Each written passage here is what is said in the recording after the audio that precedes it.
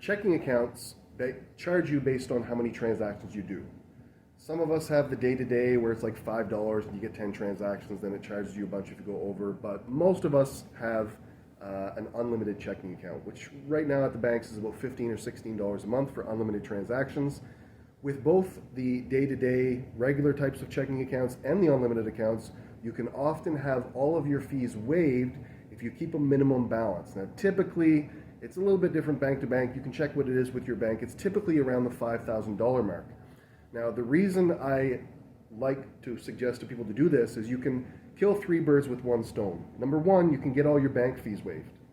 Number two, you can take your emergency savings, typically of about 3 months is what you want to have as a minimum default, and you can have that in your checking account and treat that as your zero. Now, I would suggest that probably most people need at least $5,000 for 3 months of emergency savings to pay the rent, the bills, the groceries, all the things you want to have as your minimum expenses if you ever had, tighter circumstances for a period of time.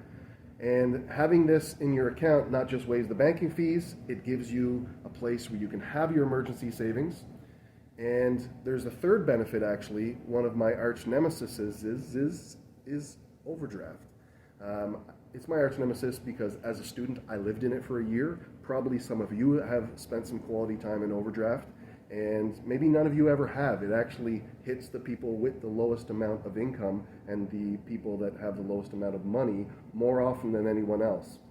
So for the regular people like myself and people that have a lot of activity in their accounts, having that emergency savings that you treat as zero that covers you for 3 months of emergencies, which too many people do not have, also waives all your banking fees because that's how banks work. You keep that minimum balance. That bank is able to use that money for different things. They lend it out and do whatever, and that waives your fees. But it also means that you don't have to go into a 21% interest overdraft, which also typically will charge you $5 every time you go deeper, unless you're paying this special overdraft $5 fee every month, regardless of whether you use it.